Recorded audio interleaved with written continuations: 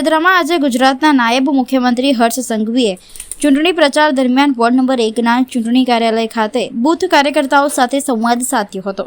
કાર્યક્રમ દરમિયાન કાર્યકર્તાઓને સંબોધતા તેમણે જણાવ્યું કે તમારી દેશભક્તિ અને ઉત્સાહ જોઈને મારો તમામ થાક ઉતરી ગયો છે।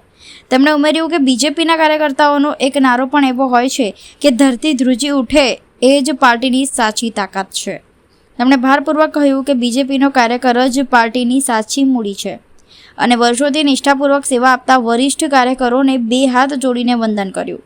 વિકાસના મુદ્દે વાત કરતા તેમણે જણાવ્યું કે શહેરમાં આવનારા સમયમાં અનેક રાષ્ટ્રીય સ્તરના પ્રોજેક્ટ અમલમાં મૂકવામાં આવશે। ટ્રાફિક વ્યવસ્થા સુધારવા માટે AI આધારિત સિસ્ટમ લાગુ કરવાની સાથે સિગ્નલ પર ઓછો સમય ઊભા રહેવું પડે તે માટે કામગીરી ચાલી રહી છે।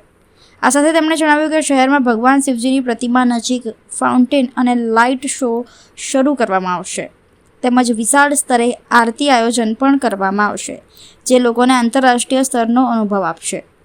સ્પોર્ટ્સ ક્ષેત્રે પણ મોટા આયોજનની જાહેરાત કરતા તેમણે કહ્યું કે વડોદરામાં રાષ્ટ્રીય અને આંતરરાષ્ટ્રીય કક્ષાના રમતો માટે આધુનિક સ્પોર્ટ્સ સંકુલો વિકસાવવામાં આવશે।